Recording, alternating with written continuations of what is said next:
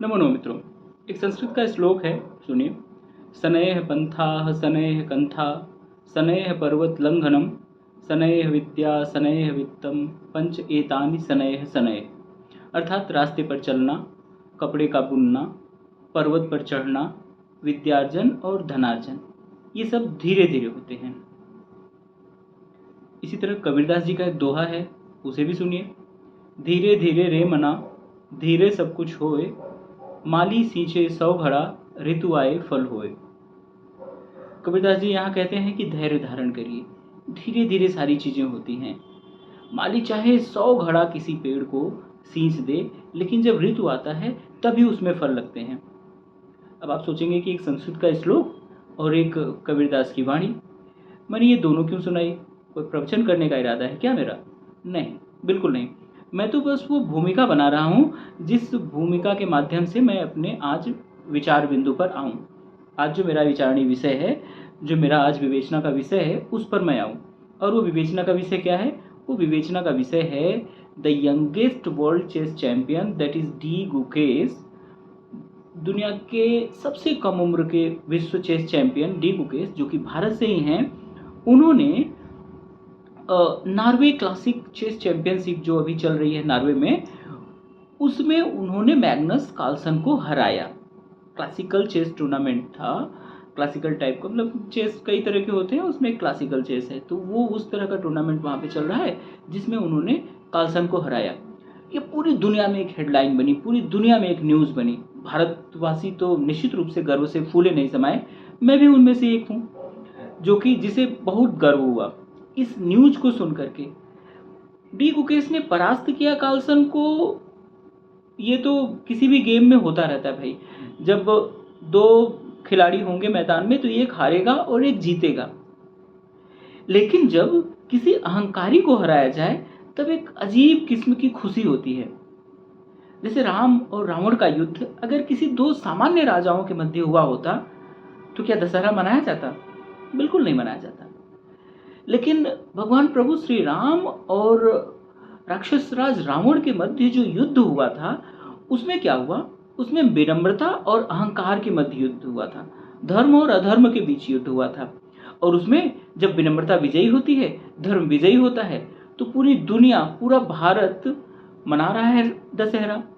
और हर वर्ष उसकी याद में भगवान राम के विजय के उपलक्ष्य में विजयदशमी मनाई जाती है और रावण के पुतले को दहन किया जाता है।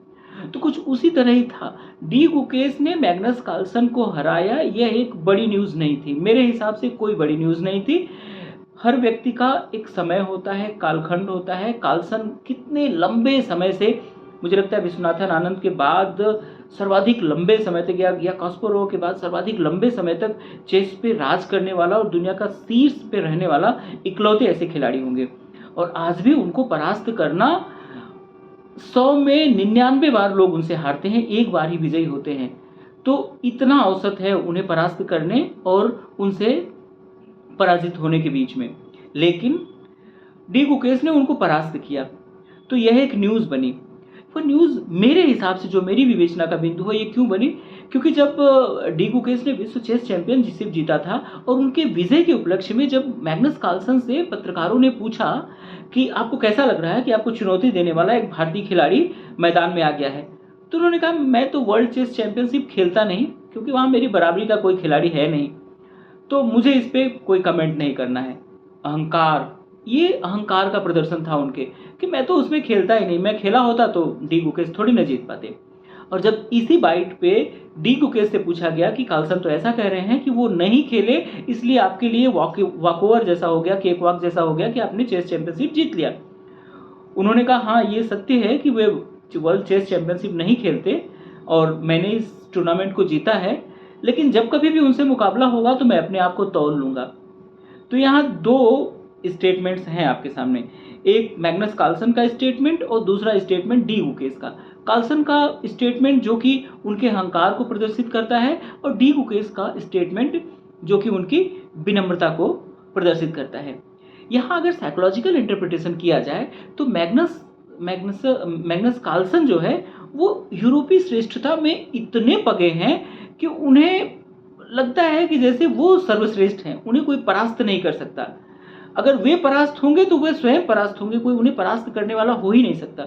और अभी जो सद्य जिसमें डी कुकेस ने उनको परास्त किया है, परास्त होने के पश्चात दोनों खिलाड़ियों की भाव भंगिमा को आप देखिए तो आपको जो मैग्नस कार्लसन का यूरोपीय श्रेष्ठतावाद या व्हाइट सुप्रीमेसिज्म का जो एक मनोविकार जो उनके ऊपर लदा हुआ है, जो अहंकार का ताज उन्होंने पहना हुआ है, वो आपको स्पष्ट रूप से दिखाई देगा।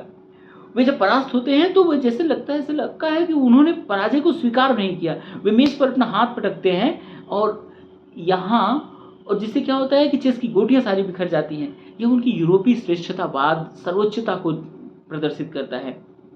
यह झलकाता है उनके इस क्रियाकलाप से यह झलकता है कि जैसे वो अपने आप को सर्वश्रेष्ठ मान बैठे हैं और वो ये मान बैठे हैं कि यह नियति है कि वो सर्वश्रेष्ठ हैं।